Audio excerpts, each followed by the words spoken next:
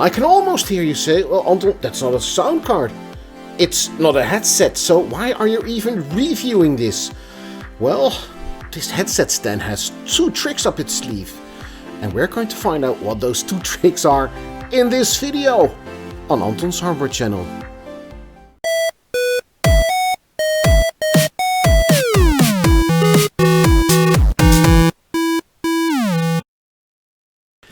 Well, hello there everyone and welcome to another video over here on Anton's Hardware channel. Now, before we start, I wanted to say I hope you enjoyed the new camera that I'm using right now. The picture's a lot clearer and I'm recording this at 60 frames per second instead of the 36 frames per second that I used to do. And also the resolution is a lot better. So I hope you enjoyed this camera. Leave something in the comments below if you like it or not.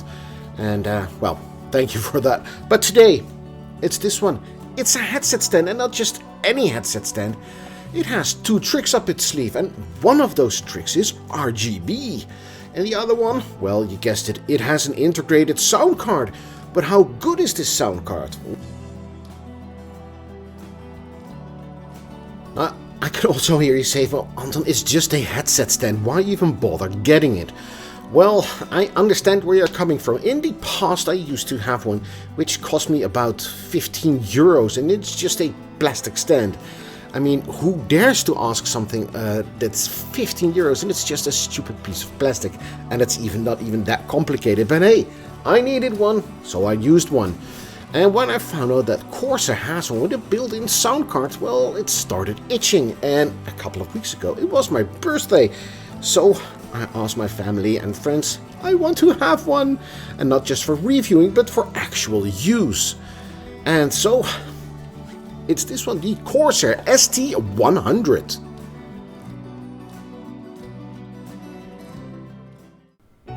Now, as always, I wanted to find out what kind of hardware is used inside. I mean, the DSP, digital to analog converters, op-amps, if there even are some op-amps on there.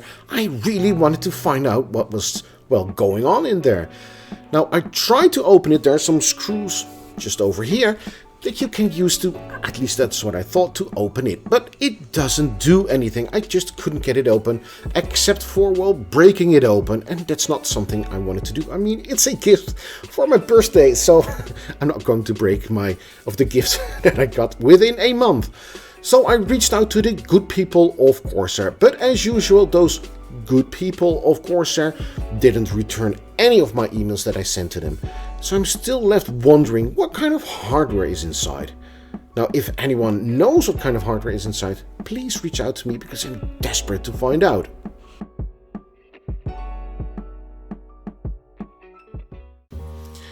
Now, in the past, RGB was something for little kids. I mean, as a serious kind of guy like me who listens to jazz all day and smokes a pipe and wiggles his foot while listening to the jazz, I mean, you were not supposed to like RGB. That was something for little kids. But I must admit, I do like RGB. I mean, it was really cool and it makes your computer case look really cool. And when you find a headset stand with an integrated sound card and RGB that cooperates with the fans inside your computer case, well, that was shocking to me. I mean, how cool can it get? So what do you need to get the RGB working? Well, you need to install the iCUE software of Corsair themselves. And this is a hefty bit of software or drivers, as it is almost 800 megabytes in size. Now, for that 800 megabytes, you will be able to control all Corsair devices like a keyboard, like your headset, your mouse, the RGB settings, and this headset stand. And this is what the RGB looks like on your computer case when combined with the computer case fans of Corsair that I already owned. I mean, it looks really cool, doesn't it? Especially if you can change some of the settings, and you can do that in their own iCUE software, which is this piece of software.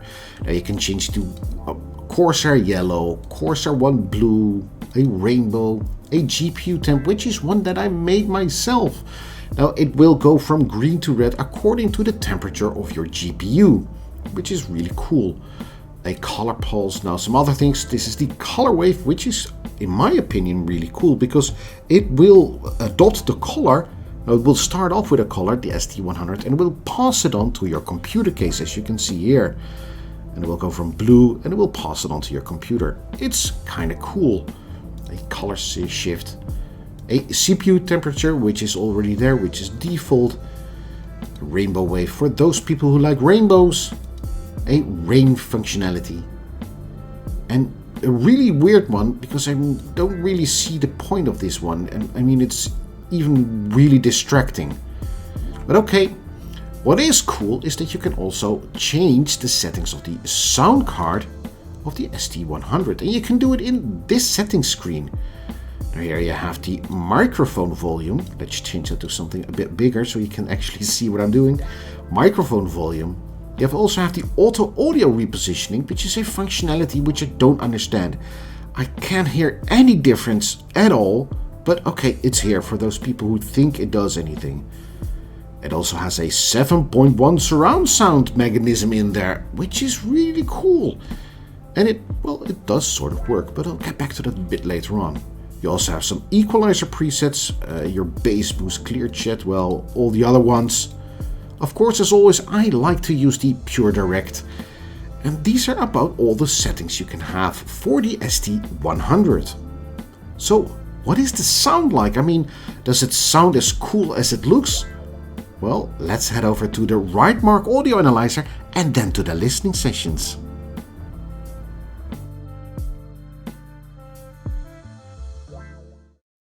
Now these are the results that Rightmark Audio Analyzer gave. It gets a general performance of average, but in my opinion that's a bit optimistic, because if you look at the frequency response, well, first you will see that the right channel is louder than the left channel. Also, a lot of the basses are missing up to 200 Hz. And the drop off at the higher frequencies will start at 13-14 kHz. Now this is something that you will definitely not want to see in a Rightmark audio analyzer result. Now when you enable the surround sound that's included in this headstand, you will see that it gets a poor. The frequency response graph looks even worse with a lot of wobbling going on. Now if you enable the Windows Sonic stage, you will see that it gets even worse. It will also get a general performance of poor, but the difference in volume between the left and the right channel is even more. Now if you compare those three results, you will see that the normal or just the stereo mode is one of the better ones.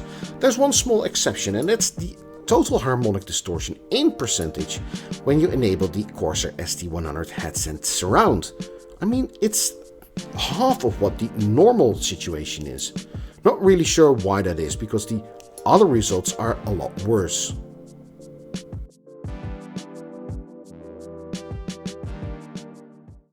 And what were those listening sessions like? Well, I'm not going to keep you in the dark for much longer because, well, it was horrible. I mean, really, 16 bits and 48 kHz. The audio quality was just, it wasn't any good. It felt like your head was inside a wet cardboard box and then the headphone was over it, and it was so horrible. A lot of echoes going on. The stereo picture or the sound stage was horrible. It was like it was coming from one place all over, and I mean, it was just not a nice experience. And I went to my internal sound card and it was a lot better. So if you're looking for an upgrade to improve the audio quality of your sound card that's on your motherboard, don't get this one because it's just not better. Maybe if you have something that's 20-30 years old, this may be an improvement. Then what's the point of the USB 3.0?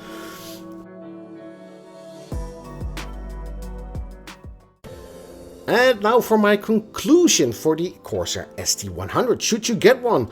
Well, first up, it's the RGB. I mean, the RGB option is really cool. I mean, it will complement your computer case, which already has the Corsair fans inside it. I mean, it makes your computer look even cooler if you're into that kind of stuff. If you're looking for something that you need to have a headset stand, you should, well, this is a nice option. It feels really well built. It's hefty. It got rubberized padding on the bottom so it won't go wobbly all over your desk. But sound card wise, well, this isn't an option. If you're looking for something to improve the audio quality, you shouldn't get this one. There are better options out there. And so should you get one, it all depends on what you will use it for. I'm going to use it as a nice headset stand with RGB. I mean, I got this from a person and I really wanted to have one, so I'm still really happy with it. But I am going to disable the sound card that's inside it. So, with this ending, I would like to thank you for making it all the way to the end of this video. And I would like to see you in the next one. See you then, bye bye!